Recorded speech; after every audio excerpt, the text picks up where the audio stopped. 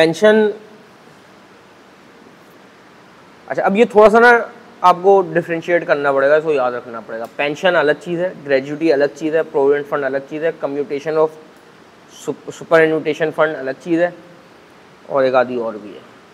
तो इसमें बड़े थिन से डिफरेंसेस हैं, थोड़ा सा इसको ध्यान में रखिएगा। पेंशन वो होती है जो आपको आपके बुढ़ापे में आपकी 60 ईयर्स ऑफ एज के बाद मिले। कुछ ऑर्गेनाइजेशन में पहले भी मिल जाती है। गवर्नमेंट वाली पेंशन जो है वो इसी तरह मिलती है। अगर किसी ऑर्गेनाइजेशन का, प्राइवेट ऑर्गेनाइजेशन का अपना कोई फंड है तो वो पहले भी दे रहा होगा। पेंशन के केस में वो कहता है कि आपको किसी भी एज में पेंशन की अमाउंट मिली तो वो एग्जेम्प्ट है पूरी की पूरी, सब्जेक्ट टू 2 कंडीशंस। पहली कि आपने जिस एम्प्लॉयर से काम छोड़ा है, जो आपको पेंशन दे रहा है, अब आप दोबारा उसके पास काम ना कर रहे हो, सही है। और अगर आपको 2 पेंशन्स मिल रही हैं, आपने एक एम्प्लॉयर के पास काम किया, उसने आपको पेंशन देना शुरू कर दी, आपने कहीं और कॉन्ट्रैक्ट पे काम करना शुरू कर दिया, थोड़े टाइम बाद आप वहाँ से रिटायर हुए तो आपको एक और पेंशन मिलना शुरू हो गई, अब 2 पेंशन में। तो जो हायर ऑफ पेंशन होगी, एक जगह से 15,000 मिलती है, एक जगह से 20,000 मिलती है, तो 20,000 वाली एग्जेम्प्ट हो जाएगी, 15,000 वाली पे आप टैक्स देंगे।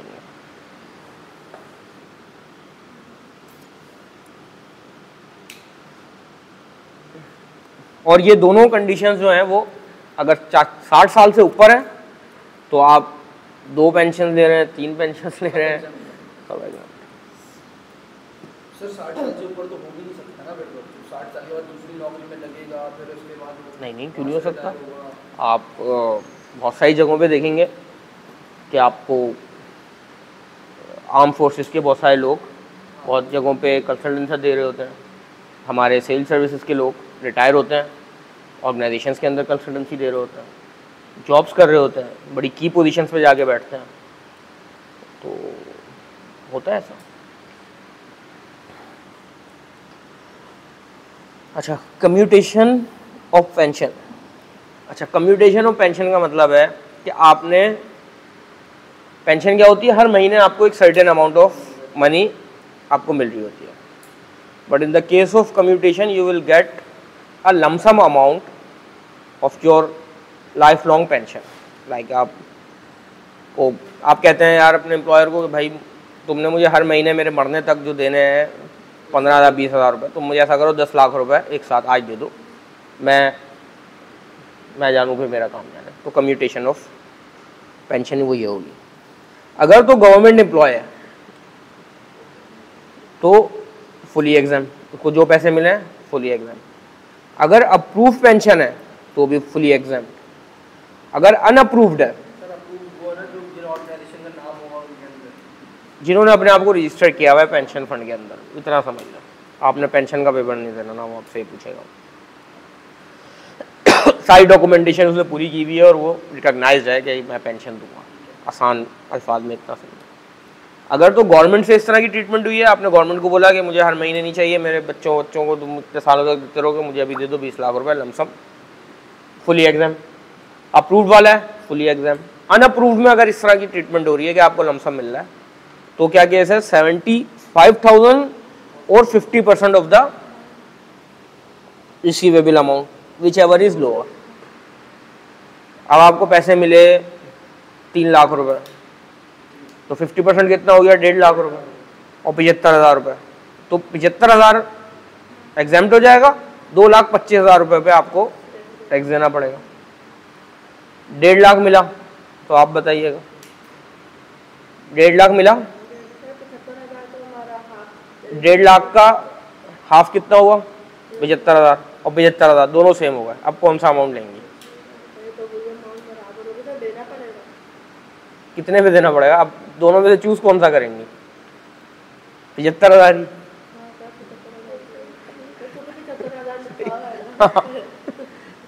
तो जब लोअर ऑफ कोई है ही नहीं तो फिर आप दोनों सिमिलर है तो आप 75,000 ले लेंगे, तो 75,000 के ऊपर टैक्स पे कर देंगे।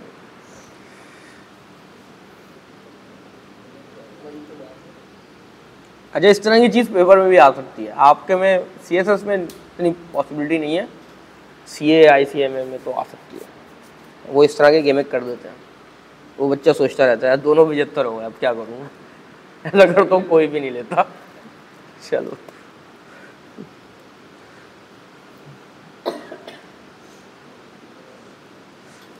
अच्छा, ये 3 कंडीशन है जिसमें एग्जम्पशन अप्लाई नहीं होगी, बड़े सीधे सीधे से हैं। अगर पाकिस्तान में रिसीव ही नहीं हुई वो अमाउंट, अगर डायरेक्टर है, रेगुलर एम्प्लॉय नहीं है और कोई नॉन रेजिडेंट को पे किया गया है तो नहीं होगी। इतना इम्पोर्टेंट ये पॉइंट नहीं है, मेन वही है कि आपको 75,000 50% याद होना चाहिए। और पेंशन के केस में पता होना चाहिए कौन सी 2 कंडीशन है, जिसमें कौन कौन सी हैं।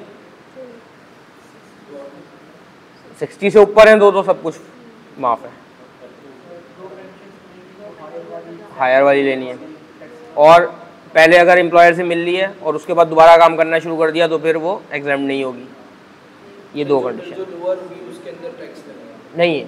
फिर तो अगर आप ए एम्प्लॉयर से आपको पेंशन मिल रही है और आपने ए एम्प्लॉयर के पास ही दोबारा काम करना शुरू कर दिया तो आपको उस पेंशन को सैलरी बन जाएगी,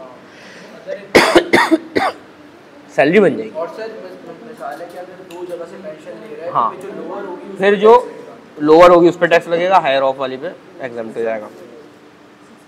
ग्रेजुइटी क्या होती है? ग्रेजुइटी होती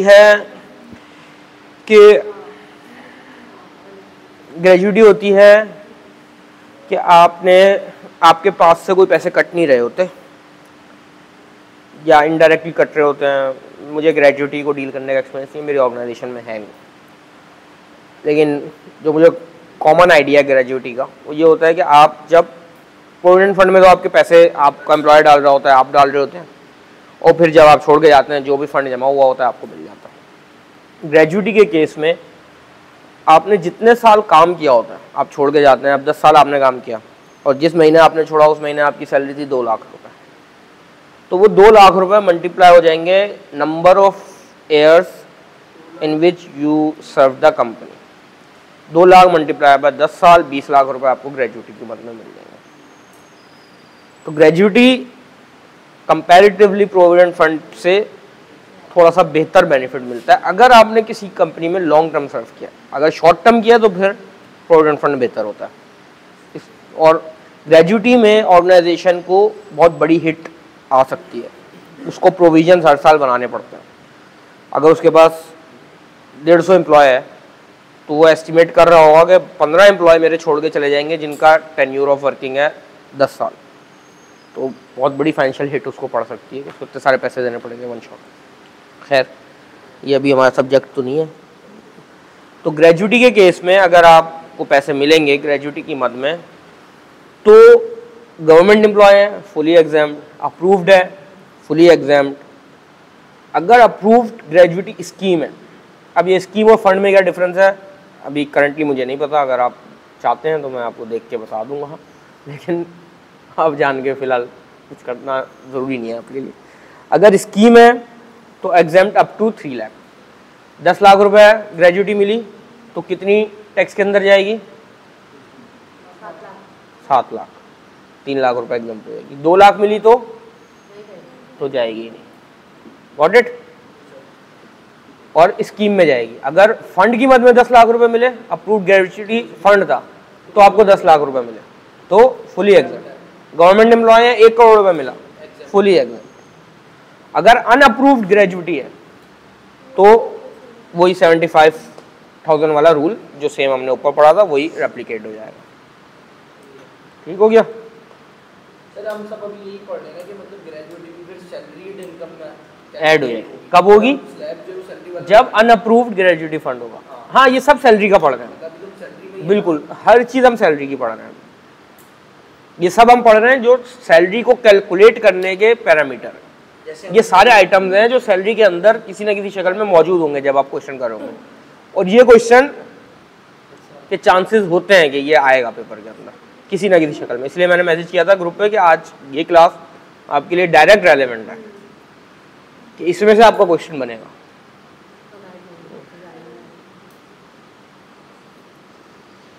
अच्छा, किन किन के 4 केसेस हैं जहाँ पे एग्जाम नहीं होगी, देखें ज़रा।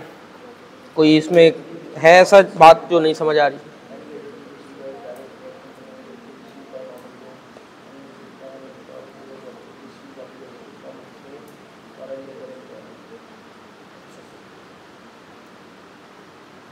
मतलब इसके अंदर अगर 2 जगह से लिए तो इसमें कोई भी आपको फायदा मतलब बेनिफिट नहीं दे रहे, बोले आपको देनी है।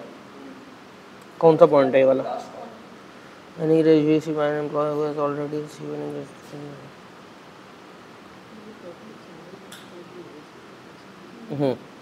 मतलब अगर आपने 2 जगह से ले ली तो फिर दोनों जगह का ही आप टैक्सेबल हो। नहीं ना, दूसरी वाली का ना, any gratuity received by an employee who has already received any gratuity from the same or any other employer. पहली वाली पे तो हमने दिया ही नहीं चलेगा तो हाँ, दूसरी वाली पे होगा। दूसरी वाली पे देंगे।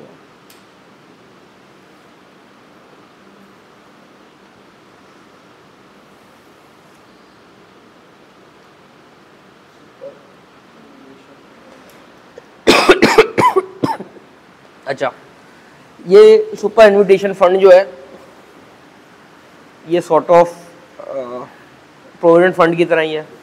इसमें भी आपका एम्प्लॉयर और आप कंट्रीब्यूट कर रहे होते हैं, प्रोविडेंट फंड में भी कर रहे होते हैं। डिफरेंस सिर्फ टाइमिंग का है। प्रोविडेंट फंड में आप जब चाहे विड्रॉ कर रहे होते हैं, छोड़ते हैं, आपको मिल जाता है। सुपर इन्विटेशन फंड में जो आपको पैसे वापस होते हैं, एक लॉक इन पीरियड होता है, उसके बाद ही आपको वो पैसे मिलेंगे।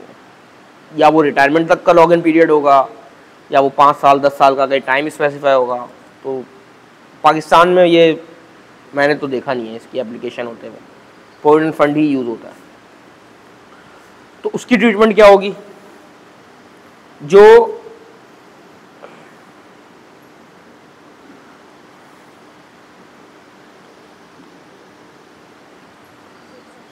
एम्प्लॉयर कंट्रीब्यूट इसमें कर रहा होगा वो टैक्सेबल नहीं होगा। ईयरली इंटरेस्ट जो आपके फंड में डल रहा होगा, आपके नाम पे क्रेडिट हो रहा होगा, वो भी टैक्सेबल नहीं होगा। अगर तो आपको अब तो ये सब कुछ आपके नाम पे एक फ़ंड के अंदर जमा हो रहा है, आपके नाम पे आपके एम्प्लॉयर ने 10,000 रुपये डाल दिया, हर महीने डाले जा रहा है 30 साल तक, तो आपको उसकी टैक्स की हिट नहीं पड़ रही हर साल। उसमें इंटरेस्ट भी ऐड हो रहा है आपके फ़ंड में आपके नाम पे, उसकी भी टैक्स की हिट आपको हर साल नहीं पड़ेगी। अब तीसरा पॉइंट बड़ा इंटरेस्टिंग है। अब आपको मिलने का टाइम आ गया, तो अगर तो आपने उस फंड के अंदर लिखा होगा अपने भाई बहन शौहर बेगम किसी का नाम कि अगर मैं ना रहूं तो इनको दे देना, तो अब अगर आप मर गए और आपके लोगों को मिला तो वो एग्जेम्प्ट होगा। आप खुद को मिला तो टैक्सेबल होगा।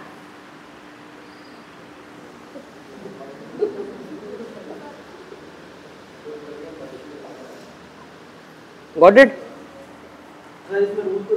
लिखा हुआ है नहीं, वो जो अमाउंट मिलेगा वो पूरा टैक्सेबल होगा।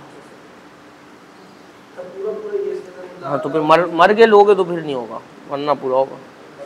लिखा हुआ है ना, लास्ट पॉइंट पढ़ो, उसमें लिखा हुआ है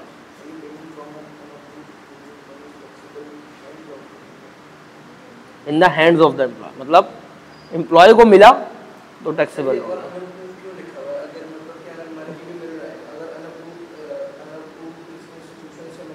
ये रहा ऊपर वाला पढ़ो उससे, approved superannuation before the death of the beneficiary is taxable.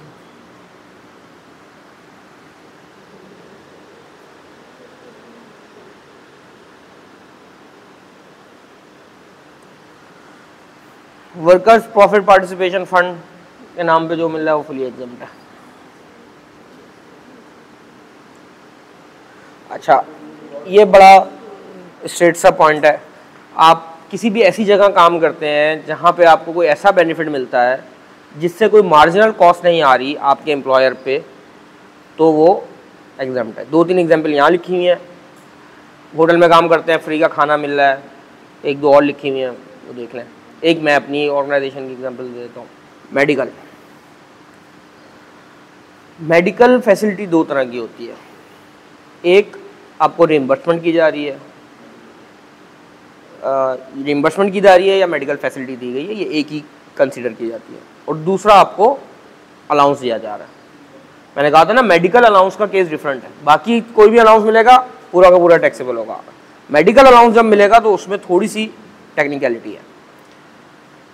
अगर आपको मेडिकल फैसिलिटी प्रोवाइड की गई है, आपको TPL जुबली किसी का कार्ड दिया गया और आपको कहा गया भाई 6 लाख रुपए तक आपको कोई बीमारी लायक हो जाए तो आप जाएं हॉस्पिटल और इलाज करवा लें और ये कार्ड से आप करा लें, तो that is called medical facility. Reimbursement आपकी ऑर्गेनाइजेशन ने बोला भाई तुम जब भी बीमार पड़ो हॉस्पिटल जाओ, चेकअप कराओ, जो बिल्स हो वो मुझे ला के दो, मैं उसके पैसे तुम्हें दे दूंगा, तो that is called reimbursement. Tax वाला इन दोनों को एक साथ डील करता है, वो कहता है मेडिकल फैसिलिटी या टैक्स ट्रीटमेंट। अगर तो इस तरह की फैसिलिटी आपको गिवन है, इन दोनों में से कोई भी या दोनों, और ये आपके कॉन्ट्रैक्ट का पार्ट है, आपके कॉन्ट्रैक्ट में लिखा हुआ है कि आपको इस तरह की फैसिलिटी दी जाएगी और सिर्फ यही अवेलेबल है, तो ये फुली एग्जेम्प्ट होगी। सही हो गया। और अगर अलाउंस दिया हुआ है और ये फैसिलिटी नहीं दी हुई,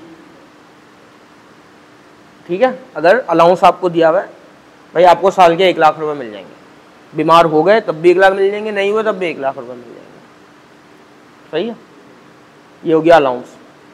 तो अलाउंस के केस में 10% ऑफ योर बेसिक सैलरी जो है वो एग्जेम्प्ट हो जाएगा। आपकी सैलरी थी 10 लाख रुपए पूरे साल की बनी, 1 लाख रुपए आपको दिया हुआ है, तो 10% ऑफ बेसिक सैलरी कितना हो गया? 1 लाख रुपए। नहीं, बेसिक सैलरी 10 लाख रुपए थी, तो कितना हो गया? 1 लाख रुपए, और 1 लाख रुपए ही दिया जा रहा है, एग्जेम्प्ट हो गया पूरा।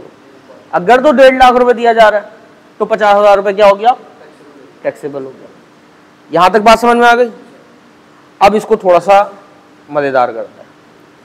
अब कोई एम्प्लॉयर इतना मेहरबान है, उसने दोनों चीजें दी हुई हैं, उसने बोला अलाउंस भी मैं तुम्हें दूंगा 1.5 लाख रुपए और मेडिकल फैसिलिटी भी दूंगा, ये भी दूंगा। जब दोनों चीजें गिवन होंगी तो आपकी मेडिकल फैसिलिटी क्या हो जाएगी? एग्जेम्प्ट हो जाएगी, और ये आपकी टैक्सेबल हो जाएगी अलाउंस। हाँ, अगर मैं भूल नहीं रहा तो।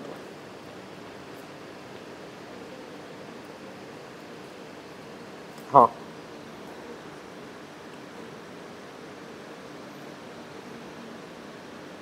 ठीक हो गया, तीनों बातें समझ में आ गई। अब मैं देख लेता हूँ मैंने कोई पॉइंट मिस तो नहीं किया।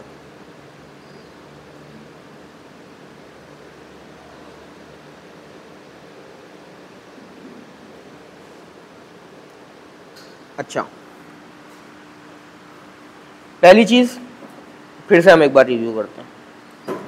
सिर्फ मेडिकल फैसिलिटी मिली हुई है in terms of according to contract, आपके कॉन्ट्रैक्ट में लिखा हुआ है मेडिकल फैसिलिटी मिली हुई है या रीइंबर्समेंट, या दोनों, ये एक ही हम कंसिडर करेंगे। मेडिकल फैसिलिटी अब मैं जब बोलूंगा ना तो रीइंबर्समेंट और वो दोनों आ जाएगा।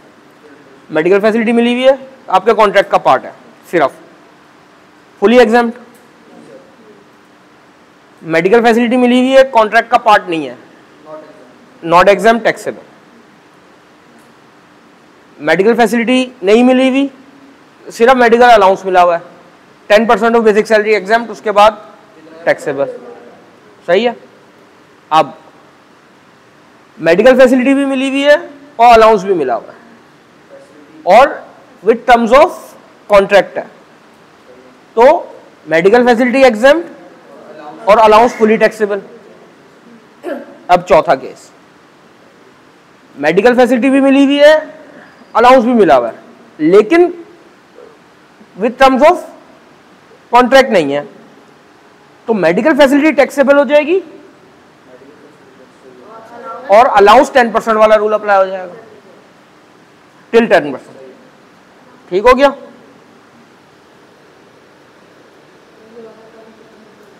कौन सा? चौथा, मेडिकल फैसिलिटी भी मिली हुई है, अलाउंस भी मिल रहा है, लेकिन कॉन्ट्रैक्ट में नहीं लिखा हुआ कि इसको मेडिकल फैसिलिटी दी जाएगी, मिलना शुरू हो गया। अब क्या होगा, जब कॉन्ट्रैक्ट का पार्ट नहीं है वो चीज, तो मेडिकल फैसिलिटी क्या हो जाएगी आपकी? टैक्सेबल हो जाएगी, और जो अलाउंस है वो 10% वाला रूल वैसे ही अप्लाई होगा, exempt up to 10%। Medical facility मिली हुई थी, 1.5 लाख रुपए अलाउंस मिल रहा था, 10 लाख रुपए आपकी बेसिक सैलरी है, सही है। कॉन्ट्रैक्ट का पार्ट नहीं था आपका मेडिकल फैसिलिटी। मेडिकल फैसिलिटी जितनी भी है वो तो आप अब सीधी डालेंगे टैक्सेबल इनकम के अंदर, और 10% वाला रूल इस्तेमाल करेंगे अलाउंस के ऊपर, तो 50,000 रुपए आप और डालेंगे, 1 लाख रुपए एग्जाम कर देंगे। Got it?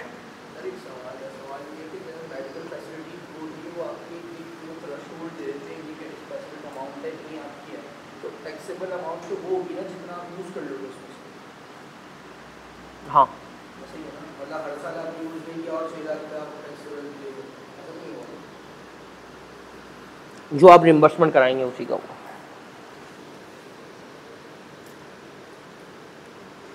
अच्छा, अब लास्ट है ये प्रोविडेंट फंड। क्वेश्चन फिर आप लोग खुद करिएगा, बस 5 मिनट में कंप्लीट है। अच्छा, प्रोविडेंट फंड भी 2 तरह का होता है। प्रोविडेंट फंड को हमने बहुत बार एक्सप्लेन कर लिया, बताने की जरूरत नहीं है क्या होता है। Unrecognised and recognised.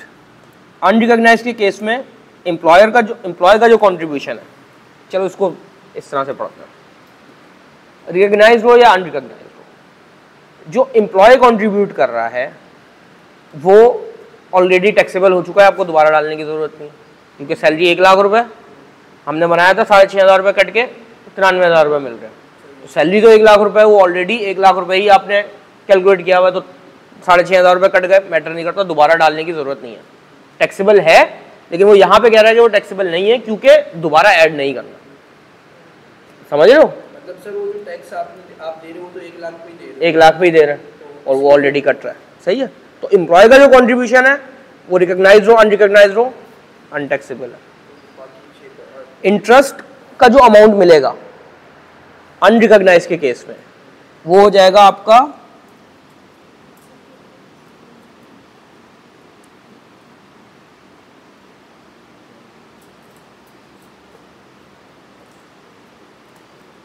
हाँ, एम्प्लॉयर का कंट्रीब्यूशन अनरिकॉग्नाइज्ड के केस में, और इंटरेस्ट एक्सपेंस नॉन टैक्सेबल होगा जब तक वो आप विड्रॉ नहीं करते।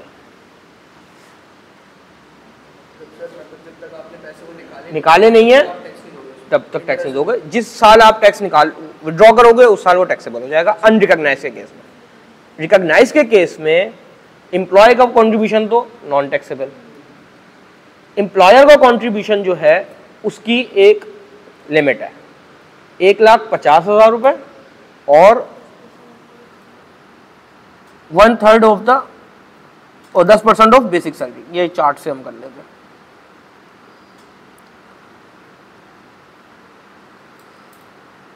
क्या हो गया इसको,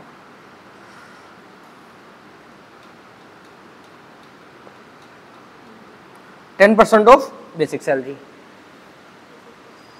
और इंटरेस्ट की जो अमाउंट है उसमें 16% और 1/3% ऑफ योर सैलरी। इस तरह समझ नहीं आया होगा, इस चार्ट में ही देखो, यही समझ में आएगा। रिकॉग्नाइज को सिर्फ देखो, employerly contribution no treatment fully exam. Employer's yearly contribution 1,50,000 और 10% ऑफ द बेसिक सैलरी और डियरनेस अलाउंस, इन दोनों को प्लस करेंगे उसका 10%, जो भी लोअर ऑफ होगा वो आपका एग्जाम्प्ट हो जाएगा। इंटरेस्ट जो आपको उस अमाउंट के ऊपर जो इंटरेस्ट मिल रहा है 16% तक जो है वो एग्जाम्प्ट होगा, या फिर 1/3% ऑफ बेसिक सैलरी जो भी लोअर ऑफ होगा। और जब परमानेंट विड्रॉल करेंगे रिकॉग्नाइज के केस में तो वो फुली एग्जाम्प्ट होगा। जो है वो एक्यूमुलेट बैलेंस जो है वो पीएफ का, टोटल पीएफ का। हाँ, और ये 16 1/3 मतलब 33.33% रुक जाओ यार, बेसिक सैलरी। रुक जाओ, ये बिल्कुल क्लियरली समझ आ जाएगा। ये काफ़ी ट्रिकी है ये अनफॉर्चुनेटली हो गया, हमारे पास टाइम कम है और इस सबसे इंपॉर्टेंट चीज़ को ना सबसे एंड में पढ़ना है। बेसिक सैलरी पूरे साल की कितनी है? 9,60,000 रुपये। ये केस जो है ये रिकॉग्नाइज्ड का है। अनरिकॉग्नाइज्ड का बिल्कुल सिंपल है। अनरिकॉग्नाइज्ड का एम्प्लॉय कॉन्ट्रीब्यूशन एग्जाम्प्ट है, एम्प्लॉयर और इंटरेस्ट का जो पार्ट है वो जब वो परमानेंट विड्रॉल कर रहा है वो पूरा का पूरा टैक्सेबल हो जाएगा, उसमें कोई साइंस नहीं है। रिकॉग्नाइज के अंदर साइंस है सारी। बेसिक सैलरी 9,60,000 रुपये कमाई। डियरनेस अलाउंस क्या होता है? कुछ भी है, अलाउंस है। ओपन वो चैट जीपीटी से पूछ लेना, बता देगा उसमें। 96,000 रुपये आ गया। बोनस उसको मिला 3 लाख रुपए, तो बोनस इसका पार्ट नहीं है, कैलकुलेशन का पार्ट नहीं बनेगा। अब आ जाओ एम्प्लॉयर के कॉन्ट्रीब्यूशन। और रिकॉग्नाइज के केस में एम्प्लॉय का जो कॉन्ट्रीब्यूशन है वो क्या है? नो ट्रीटमेंट है, वो ऑलरेडी इस अमाउंट के अंदर ऐड हुआ है। तो एम्प्लॉय के कॉन्ट्रीब्यूशन को सोचने की जरूरत नहीं है, एम्प्लॉयर पे आ जाओ। रूल क्या है, 1,50,000 और 10% ऑफ बेसिक सैलरी। ठीक है, 1,50,000 और 10% of basic salary. 10% of basic salary कितना हो गया, 96,000 रुपये। हो गया। और नहीं सॉरी 96, एक 9,60,000 और प्लस डेयरनेस अलाउंस भी है ना। कैलकुलेटर निकालें, सब करेंगे वरना ये समझ नहीं आएगा।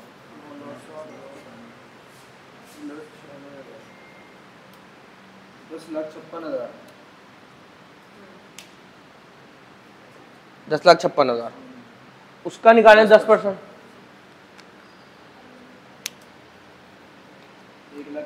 1,05,000 रुपये और 1.5 लाख। तो लोअर ऑफ लेना है, 1.5 लाख हमने लोअर ऑफ लेना ना, तो 1,05,600 रुपये ले लिया। एम्प्लॉयर ने कितना कंट्रीब्यूट किया हुआ है, 1,20,000 रुपये। ये क्वेश्चन में गिवन है 1,20,000 रुपये। 1,20,000 रुपये एम्प्लॉयर ने कंट्रीब्यूट किया हुआ है।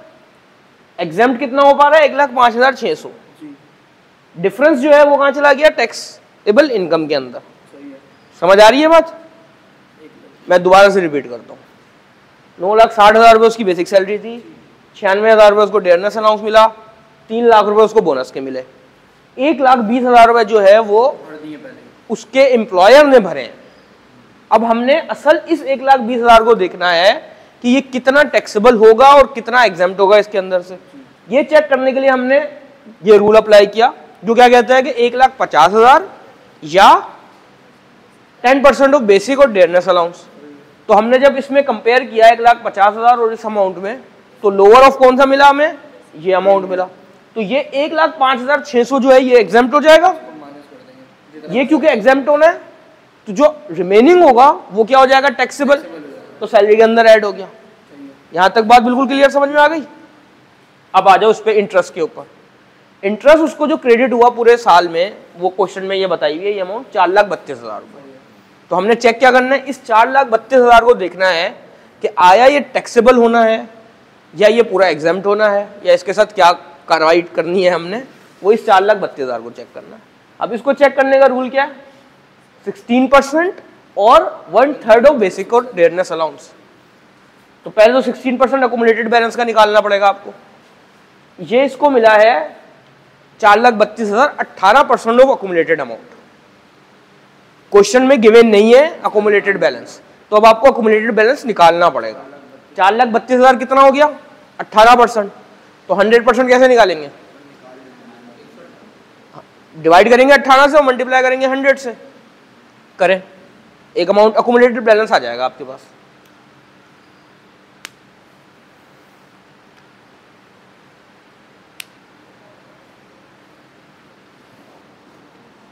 आ गया यार, ये करेंगे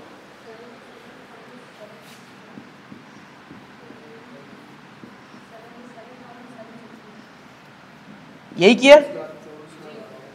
कितना आया, 77, ये आ नहीं सकता, 24 लाख रुपीज आएगा। ये आप लोगों ने क्या किया था,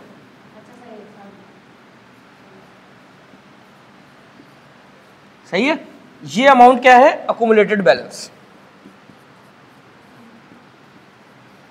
ठीक हो गया, ये अकोमुलेटेड बैलेंस आ गया।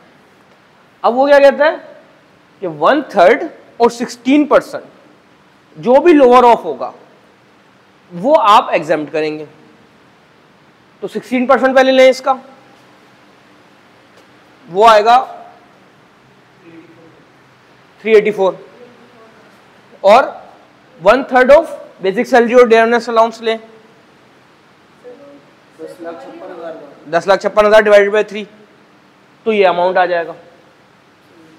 इन दोनों में से लोअर ऑफ कौन सा है, 3,52,000। 3,52,000 को इसमें से माइनस करेंगे, 80,000 रुपए जो है वो टैक्सेबल हो जाएगा। टोटल अमाउंट उसकी टैक्सेबल कितनी आ गई सैलरी की मद में, 14,50,000 रुपए। क्या क्या समझ नहीं आया मुझे। हाँ, 10,15,000 जो बेसिक सैलरी का 1/3 लेना है, 1/3 of basic plus dearness allowance. तो लें आप उसका 1/3, ये आ गया। 16% अकोमोडेटेड बैलेंस का आ गया 384। इन दोनों में से जो लोअर ऑफ है वो क्या होगा, एग्जेम्प्ट होगा। इन दोनों में से लोअर ऑफ कौन सा है, यही है 3,52,000। 3,52,000 एग्जेम्प्ट हो गया। इंटरेस्ट उसको पूरा कितना मिला है, 4,32,000। तो 80,000 रुपए आपका क्या हो गया, टैक्सेबल हो गया। क्लियर, बिल्कुल एकदम ओके की रिपोर्ट हो गई। ओके की रिपोर्ट हो गई, घर जाके देखेंगे दोबारा सही हो जाएगा थोड़ा। अब कोशिश आप ये करिएगा, आप सब लोग ऐसा करें, मुझे ना ये होमवर्क ले लें, क्योंकि हम कोशिश हमने की बहुत किसी तरीके हम क्वेश्चन तक पहुंच जाएं, लेकिन हम इवेंचुअली नहीं कर सके। ये जो इलस्ट्रेशन 3 है ना, इलस्ट्रेशन 3 इसको आप सॉल्व करें। कोई चीज़ नहीं समझ आए आप मुझसे पूछ लें पर्सनल पे, कोई मसला नहीं है। ग्रुप पे ही पूछ लें तो अच्छा है, बाकी को भी पता चल जाएगी, मैं उसका आंसर कर दूंगा। इसका आंसर आपको एंड पे मिल भी जाएगा, तो बेहतर है इसको पढ़ें, कोशिश करें सॉल्व करने की, आंसर के साथ देखें उसको, पीछे से पढ़ें। कोई चीज़ नहीं समझ आए उसके बाद आप ग्रुप पे वॉइस भेज दें, लिख के भेज दें, मैं उसका रिस्पॉन्ड कर दूंगा। और अगली क्लास से पहले आप इसको थोड़ा सा टाइम दे दें, ज़्यादा नहीं दें, लेकिन अब हम थोड़ा सा एडवांस होना शुरू होंगे। तो ये 3 चैप्टर जो हमने पढ़े हैं ये पक्के कर लें। आगे वाले चैप्टर्स पे मैं आपको ये नहीं बोलूँगा। ये 3 चैप्टर वो हैं जो आपको 20 नंबर के क्वेश्चन में दिला देंगे, 12-15 नंबर किसी न किसी तरीके दिला देंगे। आगे वाले चैप्टर्स इतने एडवांस हैं कि उसके चांसेस कम हैं। ये तो आएगा ही आएगा इंशाल्लाह, या इससे मिलता जुलता इसके कोई पार्ट्स आएंगे।